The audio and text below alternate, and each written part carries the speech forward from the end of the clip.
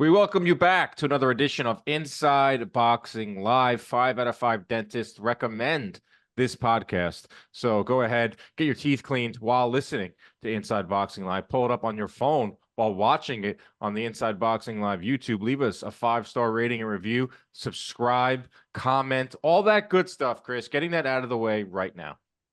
Yeah, what they say that smash that like button. Smash it, tap in, smash it up, do everything you got to do. I feel like such a jack off saying that, but listen, do it. It's important. It really is important. I'm gonna start, saying it more and more. Like that's the way people find the podcast. People find our YouTube page. We have big plans for 2024. So come along for the ride with us. How was your weekend, Chris? There was a lot of boxing on Saturday. There was some over in the UK. There was a lot in the USA. We'll probably talk more about what happened in the USA. But how was your weekend?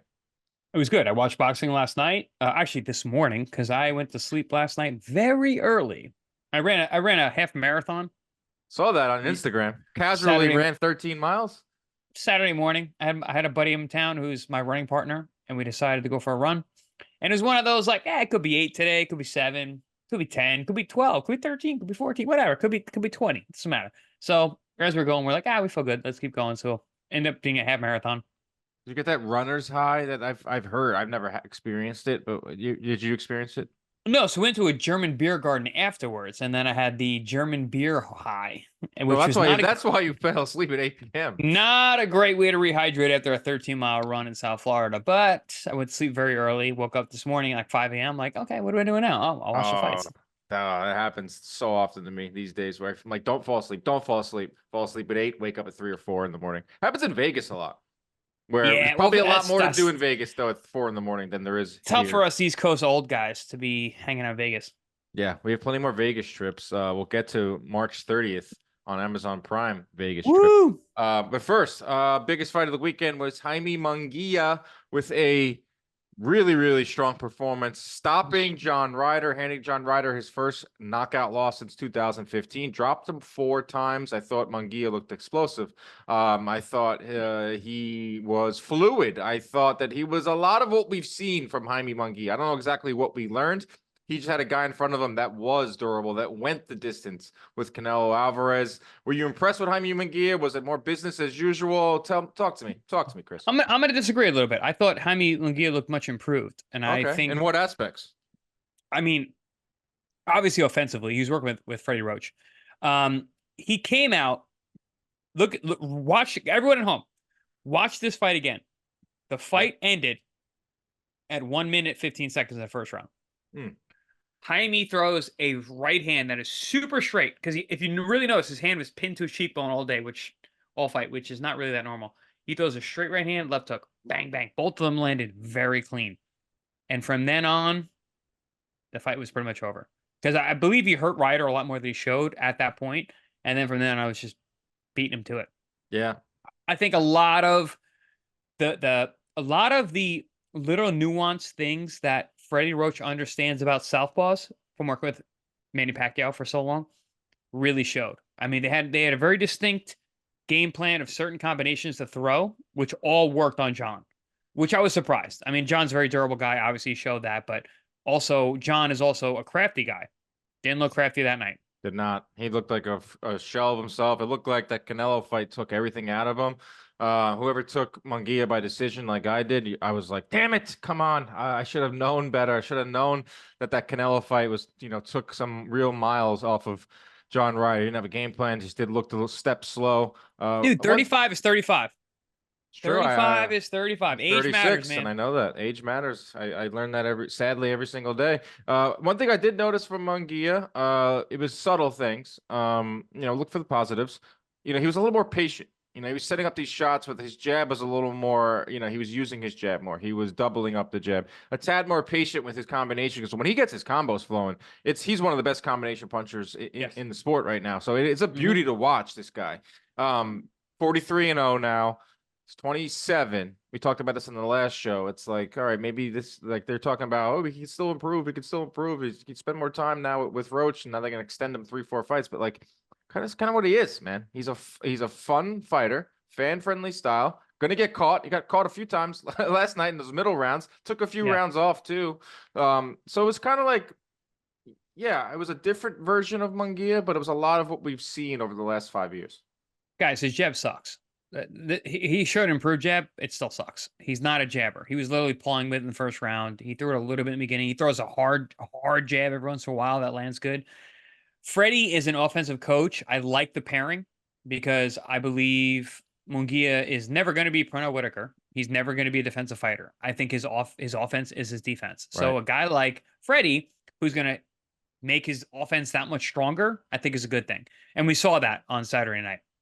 Again, I saw things that Freddie does in Ryder in Munguia's approach, and I appreciate that. But otherwise, I mean, Munguia is what he is, like you said, man. He's a fun guy.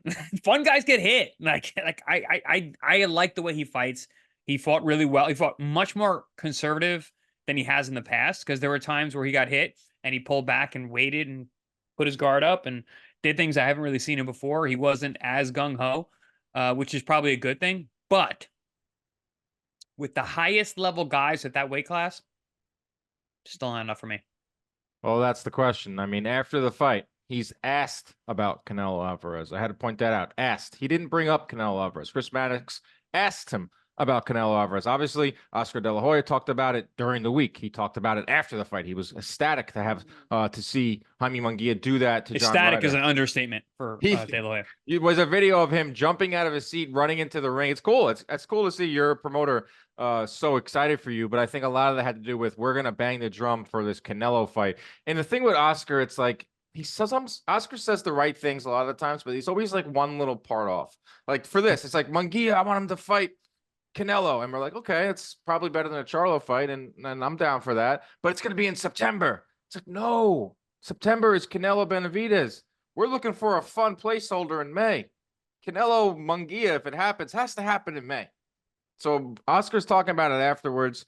Munguia says it'll be an honor to share the ring with him. I also heard quotes from him saying, you know what, like, I need 2 or 3 more fights, and like, I just don't think he's ready for Canelo. Bro, you're 43-0. What do you mean? 2 or 3 Yeah, I more know, fights? but it's like 43-0. Like, you look at go to his box rec, the first 30 fights. But point being, like, they're really gonna bang the drum now for Munguia Canelo from the Golden Boy side. And I agree with what you said last week wholeheartedly.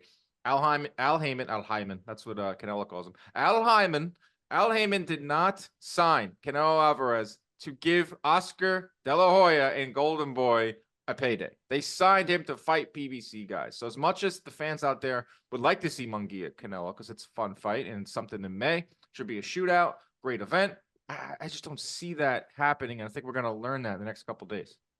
Unless. Oh, no.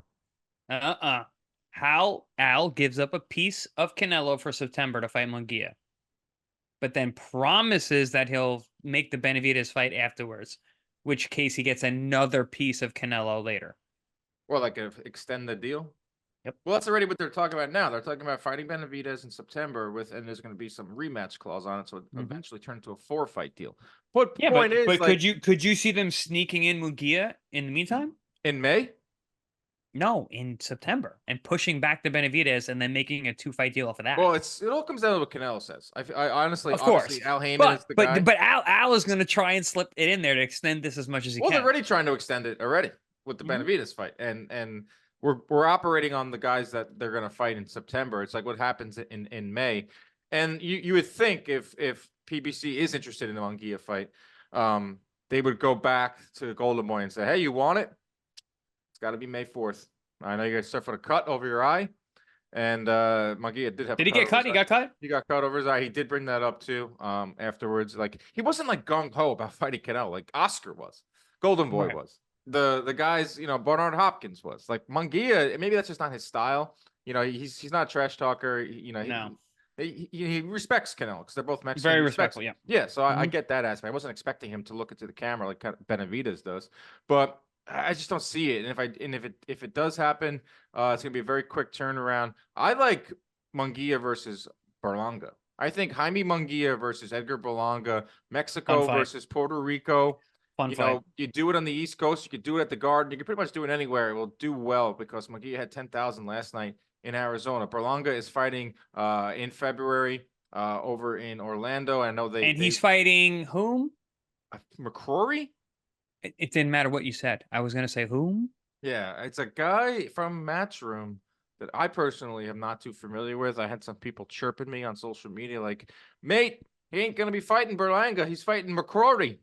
I was like, okay, maybe I would not be shocked if Berlanga got upset. I don't rate him that highly, but those are the types of names. So those are the types of fights that seem a little more likely. You know, this Golden Boy Matchroom relationship seems like it's blossoming, and Berlanga needs a guy that can cash him out. Munguia should beat him. Do you like that fight? I do. I do too. I think it's fun. Berlanga is dangerous early. He is super talented. He's got big power, obviously. Less and less as he stepped up in class, but he actually has boxing skills as well. And I think if he really digs down, he could probably do a lot more than he's shown. With a guy like Munguia, you have no choice but to dig down. So I like that fight. I think actually might make the best come out of Berlanga. I don't know if it's going to be enough, but I mean, why not? Let's go. That's why you fight. Yeah, that one seems more likely. Like I put this on our Instagram. Go check it out. Inside Boxing Live _ over on Instagram. I'm gonna go check that out because Instagram's popping. Top 6 I put out at 168. You already texted me on the side saying you didn't like one part of it. Top 6, in no specific order. Canelo Alvarez, Caleb Plant, David Morrell, Christian Mabili, David Benavidez, Jaime Munguia. How would you rank those 6? hold on. I'm gonna pull it up right now. Do you have Canelo number 1? Or do you have Benavidez number 1? I mean, I got Canelo, Benavidez, right. Caleb Plant, David Morrell. Wait, so you have Plant 3, 4? I have Plant 3. Okay, out of respect. Morrell 4. What's your reason? Because I have not seen enough from Morrell against high level opposition. I've seen Plant in high level opposition and fought really well. Fought really well against David Benavidez the second time. He got better after the Canelo fight. I think he got better off of the Benavidez fight. I think he beats a lot of those top guys. David Morrell, I have not seen with anyone at the world class. That's the only reason I have him at number 4, not 3. And then you got Munguia 5. Who was the other guy I threw in there? Mabili, your guy, your favorite. No, I got Munguia 5. Okay. Pacheco. Oh. Diego Pacheco 6. Wait, so 1 is Canelo, 2 is Benavidez, 3 is Plant, 4 is Morrell, 5 Munguia, 6 Pacheco. Pacheco over Mabili, which I won't argue. I won't debate you on that. Like I just figured Mabili's up.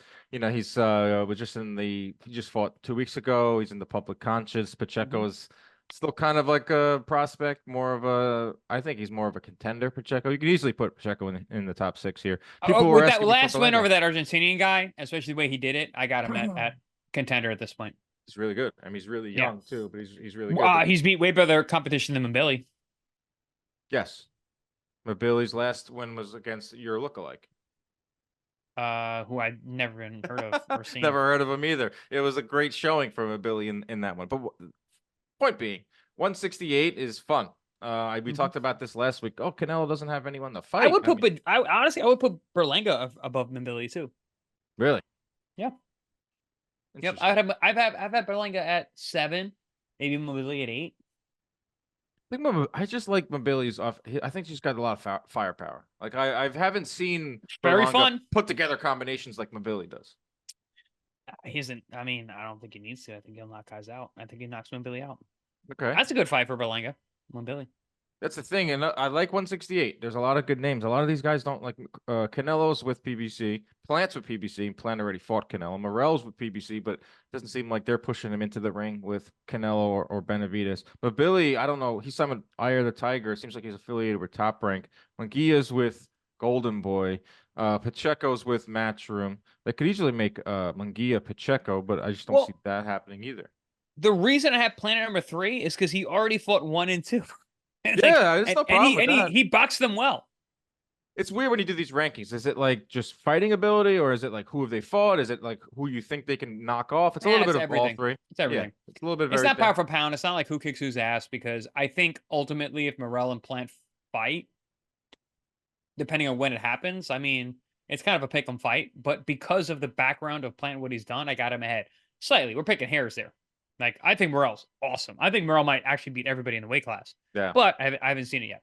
I had a lot of people replying Morel. Like, there's a lot of hype around him. There's a lot of belief in He's fucking excellent. what he could become. He is very good. I do want to see more of him. I hope 2024 is a big year for him. Yeah, so that's really 160. Like Munguia, Berlanga, I would like to see next. Canelo, Benavidez, I would like to see next. The others can fall in line. I'd like to see Plant fight Jermall or Charlo. That's the Dude, fight. Am I completely out of sorts? I saw somewhere that Benavidez Morel, is that just some weird Instagram No, I feel like fake plug? they were kind of negotiating. They were kind of had a deal in place before Benavidez. Then What do you think about that? that would be Like amazing. that matchup. But to do that before getting Canelo, what do you think about that for either guy? Risky as all hell. I don't think Yeah. I would not advise Way Benavidez riskier to for do that. Benavidez, right? Yes, I would never advise Benavidez to do that as much as I want to be a fight fan and But watch an awesome fight. but Benavidez wins that fight. Yeah. And now I'm not saying he does. I'm saying if he does, how does Canelo avoid him? But I believe he's in that stance right now that you just said. He can avoid him still. No, what I mean is like Benavidez is more than qualified, ready for Canelo right now. So why, like, beating Morel, which is not easy, is not going to solidify you anymore in the eyes of everyone. Maybe Canelo. I don't know. I think Morel is the hidden boogeyman of the division that all boxing heads are like, don't fight that guy. Yeah, he is. If Benavidez goes right for him, that shows what a dog he is. And if he beats him, everyone in the boxing world is going to be like, dude, Canelo, come on. You got to take this fight. I would You not got be to fight shocked. Benavidez. The way Benavidez has been carrying The way he moves, Yeah. man, forget it. He'd do something crazy like that. I don't think Yes, he Samson would. Lukowicz would advise that as badly as I would like to see that fight. Like, if I was an advisor, I'd be like, dude, David's no, a bad man. just David's wait. a bad man. He's a crazy dude. He's a crazy man. But that's 168 right now. I enjoyed the fight. Ryder should ride off into the sunset. He got a lot out of his career. I know maybe a domestic fight if he wants to go out on that. Other than that, pretty good card. Oscar Collazo, a 105 pounder, put on a nice little show there. Did you see that De La Hoya tweeted at the beginning of the year? He's like, "We are living in the era of inactivity. I will literally pay a fighter $5 million if they fight 5 championship fights in 1 year." And this Trust guy's me. like, "I'll do it." Trust me, we want to. Yeah. We always did. Seems like a lot though, but this guy is trying it, the 105 pounder. I think he's up to like 3 or 2 this year, and he's trying to get 3 more in, and he's really 2 gonna. in 2024? I believe so. I could be wrong here. And this is the That's part of the crazy. show where the YouTube comments are gonna be like, "What are you thinking, Dan? You're off here." Sorry, everybody out there. I wasn't in my notes, but I'm talking. Christina Cruz had probably the strangest moment of the night. Yeah. Full disclaimer, me and Chris are from New York City. I've called a bunch of her fights because you know her. I train with her down here in Florida, so she's awesome. She's awesome. She's a The best. decorated amateur. And first 5 rounds, I thought she was winning 4-1. She was putting on a boxing lesson in the first 5, yeah. And then, things got tougher. Fundora, credit to her. So, Gabriela Fundora sat down on her shots and, obviously didn't Do go you right. remember Bernard Hopkins was like, go Yeah. after the 5th round, and then Fundora stepped on the gas. 6, 7, 8, 9. She was putting on tons and tons of pressure. Listen, that girl can punch. She definitely showed her inefficiencies early on. Yeah. Her boxing skills are not at the level at all. Christina was able to box her shoes off, but her power is real, her pressure is real, her conditioning is real. Yeah, for real. Like, you saw like a seasoned technician in Christina Cruz versus a raw, very green, just outstanding. Green. Like, no one. I don't think anyone thought she was green until that night.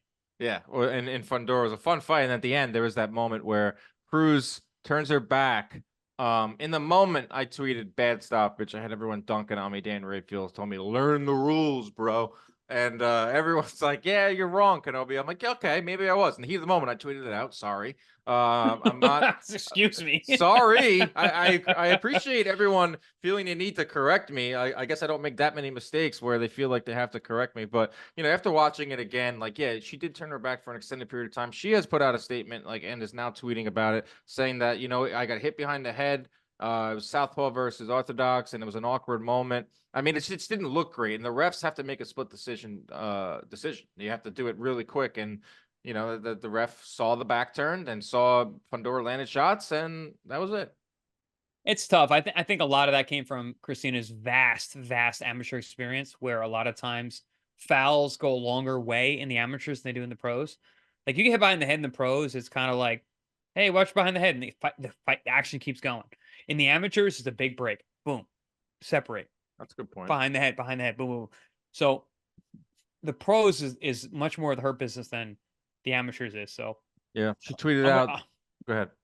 no, I was gonna say I'm just gonna go on the fact Yeah. that Christina has such a vast amateur background. She's probably used to that treatment by the refs. Very different than the pros. Yeah, she got hit in the back of the head. I'm watching it again, and she stopped. Like she was waiting. She was thinking Yeah. there was going to be a stoppage there wasn't a stoppage. Fundora smartly kept hitting, punching. The But momentum. even Fedor, she took a moment. Yeah, she And did. She was like, all right, if she's gonna stay there. Then she threw. I'm watching it right now. Then she threw it right. Wicked body shot. Yeah, Cruz said the momentum of me missing with the hook, tripping on her front foot, and getting hit in the back of the head caused me to turn my back. I didn't intentionally turn and was not hurt. The second my body turned, ref should have stepped in before he punched my back.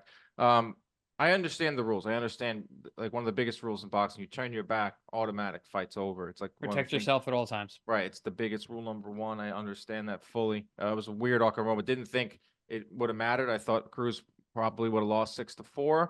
But, I know that she didn't want to go out like that. And it's probably the first loss that she's had in years, like this is not someone who has tasted a lot of losses with her amateur career. Yeah, but she showed her class in the pro ranks, and I think that this will allow her. And listen, we see this all the time, right? You got someone who's undefeated and who has a difficult style, who can't get fights, and then they take a step up and they lose in a certain way.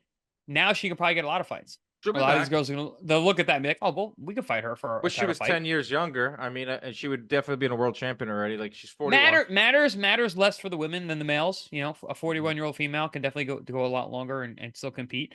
I think she's going to get a lot more fights coming up as long as she can keep her head up and get right back in the gym. Yeah. So that was the card over on Golden Boy. Big news out of the boxing world is the Amazon Prime March 30th first card PBC on Prime has been revealed. Tszyu is fighting Keith Thurman in the main event. Romero, Isaac Cruz, Arizandi Lauer versus Michael Zarafa, and Sebastian Fundora versus Serhii Boachuk, which will be for the full WBC 154-pound title. If you look at this top to bottom, full offering for a fan at home, this is a very, very nice put together card. 3 out of the 4 of those fights I really like. I'll let you guys guess which is the one I don't. We'll start with the main event. And a lot of things happened here for PBC to come to Tszyu. Obviously, this was supposed to be Terence Crawford versus Errol Spence. Errol Spence gets beat so badly in their first fight, he takes a long time off. Now we see he has a second. May never fight again. May never fight again. That fight goes by the wayside. Gervonta Davis. Terence Crawford may never fight again. I'll get to that in a second. Gervonta Davis surely would have been the guy to kick off this PBC on Prime too. He's dealing with all sorts of things, all sorts of issues on house Apparently arrest. doesn't want to fight again until fall. It's hard to keep up with everything with Gervonta Davis, but it's something is going on with him where he could not take this fight. So then PBC goes down the line. Like, all right, we got Benavidez. We got some other up-and-coming fighters on our roster, and we have a guy by the name of Tszyu, who is 154-pound champion, who is very marketable, who has an entire country behind him, and is damn good. Who's also an excellent fighter. Yes. So damn good. Let's put him in the ring with a name American fighter. A guy that has fought on pretty much every single... Ex-name American fighter. Put him in, whoever Keith it is. Thurman. One-time Keith Thurman. Time fights 1 time a decade. Thurman. Wow. This was a shocker when I saw this. I'm not going to lie. But the more I chewed on it, the more I digested it, I was like, you know what? Keith has been out of the ring a lot of time. Like, has a long stretch a lot of times. A lot of times. Keith has had long stretches of inactivity and has come back and has looked sharp. He did it against Josecito Lopez. He did it against Mario Barrios. He did not do it again. Wait. He said against who? He beat Josecito Lopez, but he looked horrible. I was there. That was nuts. He was running for his life. Running for his life in that one. Yeah. But he came back and he got his hand raised. Let's just say that. And then against Barrios, that one was the more impressive one because I thought he looked really sharp. Man, he has foot this decade. Shit. Yes, he has he fought Mario Barrios. Yeah. What year was that? 2021? 2022, early 2022. Yeah, So February 2 of years ago. 2022. 2 years ago. Wow. Yeah. 2 years out of the ring. He's in the mid 30s, 35 now. 25 months ago, and he is top. Man, Boxrec is so stupid. They sometimes put the Box age on your and- phone is hard. That's not really Yeah. made for that. It's made to look in the browser. But I will say this. He's playing a very dangerous game, Keith Thurman. How many times can you do it? You were a guy that was you had long periods of inactivity, Yep. got up there in age. He's playing a dangerous game. This isn't Josecito Lopez. This isn't Mario Barrios. It's also a weight class he's never been in. That's another thing too. We'll get to that. This is Tszyu.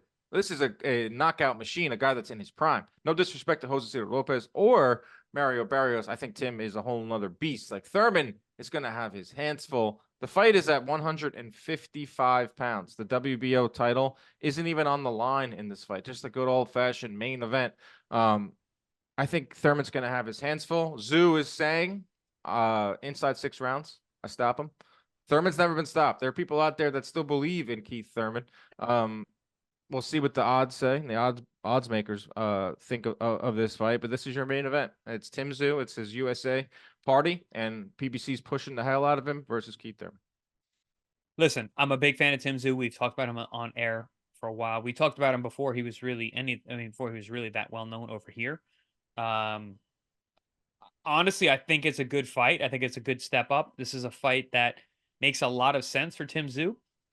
For it to be headlining this first show, don't love that, but I still like the fight. Well, And yeah. I mean, ultimately, it's a showcase fight for Tszyu. And it's kind of one of those fights where you're like, all right, well, how much can the old lion put up against the new kid on the block, right? Right. If Thurman pushes back on Tszyu, though. So Thurman has the ability. I mean, his nickname was One Time for a long time. He hasn't been one time in a long time, but he comes out very strong early on. Throws big bombs early on. He's fought his entire welterweight career at the high level was come out guns blazing, hit guys with big shots. If they go, they go. If they don't, I box. And he boxes the rest of the time. And it'll be curious to see if he can get Tszyu's respect early. And then for him to box, and maybe to box well enough, especially at an advanced stage, against a guy like Tszyu, who is so young and his effort's so strong, and he's big, and his conditioning is good, and he pushes the pressure and the pace. It's a tall ask for Thurman. If Tszyu can be the first guy to stop Thurman, which isn't out of this world at all, big statement. Big statement made. Big statement made because he's the first guy to do it. I don't care if he's old. I don't care if he's been active. I don't care if it's the weight class that he's never been in. It is Keith Thurman's head on your roster, and that matters. Yeah, for sure. It's a lot to gain for Tszyu here, and I think PBC. Oh, it's all to gain for Tszyu. This is a showcase fight for Tszyu. I think PBC is doing something smart here. I think they're rallying behind a guy that's very marketable. They're using him in this big showcase, this big PBC on Prime rollout, and they're doing it with a guy that they have a lot invested in, and he's coming over to the U.S. He's selling shirts right now that say the United States of America, USA. I love it. I think it's smart because at 154. This could be the division in a year right now. Think of Terence Crawford going up to 154. Think of Errol Spence if he can get everything health-wise together. Think of some of the names that have been at 154, like a Virgil Ortiz and Tszyu, something that's been discussed in the past. So if Tszyu can establish himself as the new guy at 154 and he can align himself with the powers of PBC and Amazon Prime, it makes sense. From the totality of the card, go down to the next fight. Rolly versus Pitbull. Listen, I like it. I like it. I like it a lot. Yeah. I like it more than Ryan and Rolly. Yeah, I do like it. And it came out of nowhere. Pitbull is 5'4", 5'5", 140 pounds, which is just hilarious. And he's going to come in and he's going to throw big bombs. Rolly Romero was supposed to fight Ryan Garcia, and that didn't happen. We'll get to the ramifications of that one. But this is for Rolly's 140-pound strap. It's a tough fight. This is a tougher fight for Rolly than Ryan Garcia, Pitbull. Hell right? Yeah. So I don't want to see Isaac Cruz with anyone at 140. He's not a 140 pounder. He's a small guy. Like I said, he's 5'5.5". He doesn't match up with any 140 pounder in the division except for Rolly. It's the only one that I think he can actually be competitive with at a high level, and he still might win. He might beat Rolly, but I also think Rolly style matches up perfectly for these guys to have a shootout. It is going to be a rock'em sock'em robots type fight. I like it a lot. Listen, we saw Isaac Cruz. You and I were both at the Spence Crawford Yeah, fight. We that's saw a him in bad the taste card in my versus mouth. Cabrera. It was horrible because Yeah, he had a bad. guy who was not willing to exchange. That ain't Rolly, bro. Yeah. Rolly's not going to go out there and box. Rolly's going to fucking throw bombs. Dude, I like this fight a lot. I like it way more than Ryan. Who do you favor? You Um, got to favor Cruz, right? I do. I Slightly? favor Cruz. I favor Cruz late. This is why it's a questionable fight, because we'll get to the Ryan Garcia aspect of it. Ryan Garcia tweets out the night before of this PBC announcement. Yeah. I He's got got the Harry. fight. Here, Yeah. a fight poster. I'm telling you guys, I know I've been down this road before. I know I've led you down the wrong path. I know I told you Devin Haney. I know you told you Rolly. We went back and forth, back and forth. I'm telling you guys, this is it. I'm fighting Rolly on April 20th on DAZN pay-per-view. Even Floyd posted it, and if Floyd posted it, you know it's true. Next day, Rolly is now fighting Pitbull Cruz. And Ryan Garcia was rumored to fight both of these guys. So Ryan Garcia does not look good here. That's one aspect of it. I think the relationship between Ryan and De La Hoya don't look good here. Well, there's a lot of things, because Ryan is obviously was listening to Floyd Mayweather. He spotted him. He's my mentor. Goes on Well, the that run was silly. So I who think- is Ryan right now looking at? I can't trust Floyd. I can't trust. Why should I trust him? He's not even my Why promoter. should he have trusted Floyd? He's an opposing promoter. That's Right. actually, guys, for everyone at home who has never been under a boxing promotional contract, that's actually illegal. You cannot talk to another promoter and then figure out your fights without your How promoter. can they prove that though? They can't. This is why he didn't get. But you can't do that. He You just went can't- for a run. Yeah, he went for a run with a former boxer who happens to be a promoter who wants you to fight his guy so he can get paid. That's you guys. You can't do that. That's in the contracts. You cannot do that. That's as illegal. It's illegal, but no one knows about that because they never read a contract. Anyway, it doesn't. Well, I think regardless. fans have understood like that there's a lot of legalities in boxing, but I also don't think there's a lot of remorse out there right now, or pity, I No. should say, for Ryan Garcia. In fact, I think people are just Ryan's kinda problem tired is of him. communication with his promoter. So obviously, like one guy tweets one thing, one guy or X's one thing, the other guy X's the other thing, and then the next thing they're Xing at each other about wanting to fight. You say X, so you mean Twitter? yeah, Nice, trying nice. to be up to date, right? I thought you meant like ex-girlfriend, but like, which kind of has that vibes to it. Same vibes, Yeah, because Floyd is the new girlfriend. Yeah, they fight like girlfriends anyway. But Floyd's the new but girl. yeah, and no, Oscar's I the think old. Ryan's communication with his promoter is obviously not very good. I actually think Rolly was really smart. I think he trolled Ryan and utilized his marketing, utilized his fan base to get attention to what his fight's going to be, and then he announces another fight.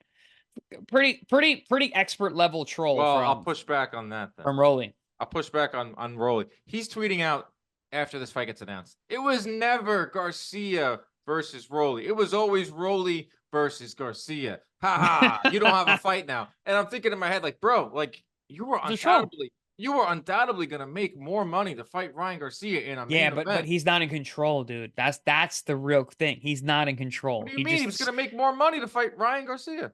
He, as the fighter, Romero, Rolly, is not in control of who he fights.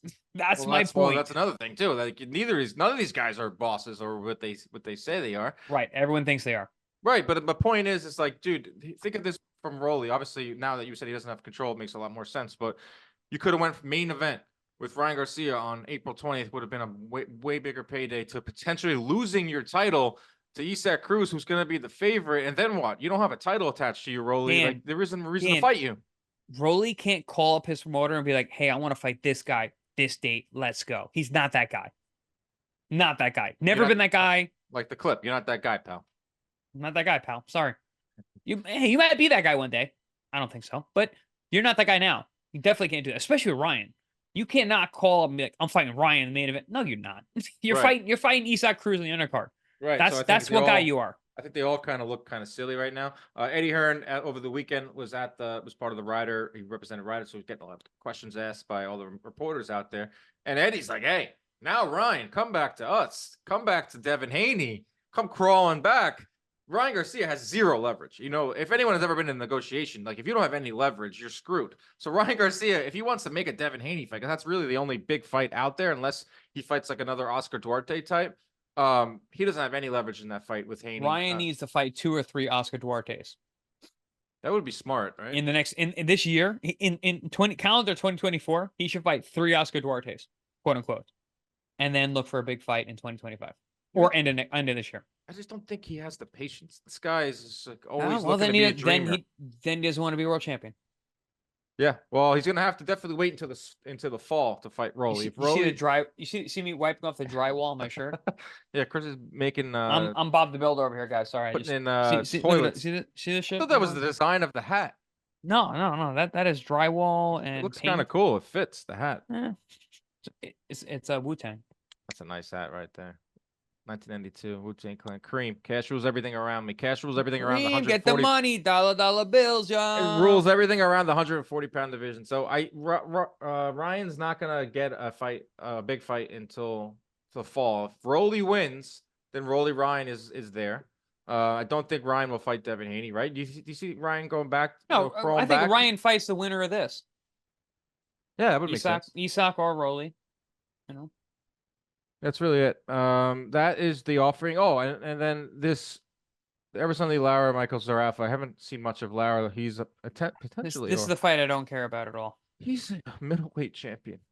Let's just breeze right past. Who is? Everson Lee Lara, WBA. Who cares? Next one. Sebastian Fundora, Serhey Boachuk. Like Serhey this fight. Boachuk is one of the best power Badass punchers that you don't know about. He's 18-0 with 18 knockouts. And Badass he's just been waiting for an opportunity. Sebastian Fundora, we know him long and hard.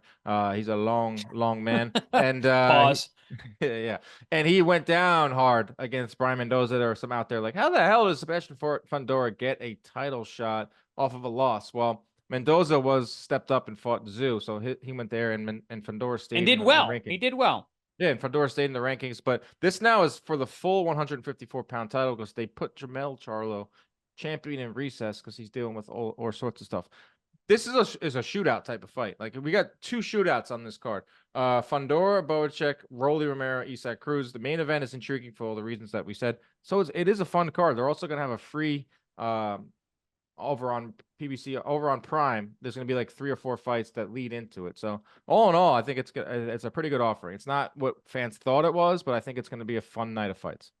Dude, Fundora coming off that bad knockout, the way he got KO'd to fight this guy, that's something. Sink or swim. Yeah, sink or swim. I mean, it's a world title fight, so you should be sink or swim. But yikes, man, that's big one. That's a tall order. I like it being the first fight of the pay-per-view too, because that's great fight. It's an awesome fight. It's gonna be a Lara should be the first fight. If maybe it is. I'm just assuming. I don't know the order. I know that Rolly is the co-main, and obviously Tszyu Thurman is the main event. Boachuk is a bad dude. Anyone that doesn't know about him should go check out some of his highlights. He is with I think Tom Loeffler, who has always been around the sport and always been able to identify talent. And he's only lost to Brandon Adams, who is a sneaky danger. No, he's got 1 loss. Got knocked out in the 8th round by Brandon Adams. And Brandon Adams is that was on sneaky, dangerous guy. That was on Ring City. Remember Ring City? Yes, Ring City, yes. R.I.P. Ring City. That was quick. Yeah. Yeah. In Puerto Rico. I remember that fight. Got knocked out in the sneaky, dangerous guy. Yeah. So that's the news of boxing. I'm sure there'll be more. I think there's going to be a press conference to officially announce this over in Los Angeles. They're going to be pushing Tim Tszyu very, very hard. It's the Tszyu-SA.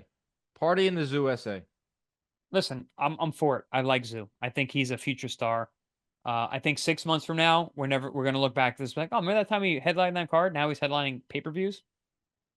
Watch out. Well, I will say this before we say bye. So the next one after this, from what I've heard, next pay-per-view for Prime is May 4th. That's obviously Canelo. So the one after that's got to be either June or July. When is Terence Crawford going to fight again? We're talking about a year out of the ring after your biggest win. I understand this. It's not been out of his control. Once again, it's out of his control. Spence is injured, and the rematch.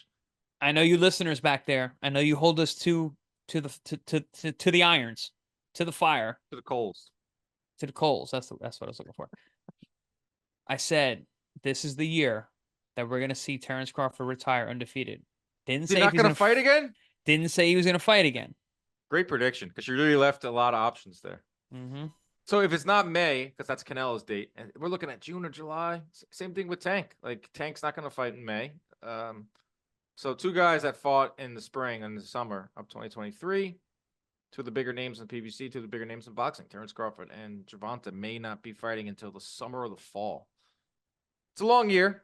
Leaves a vacuum for a lot of fighters to step up.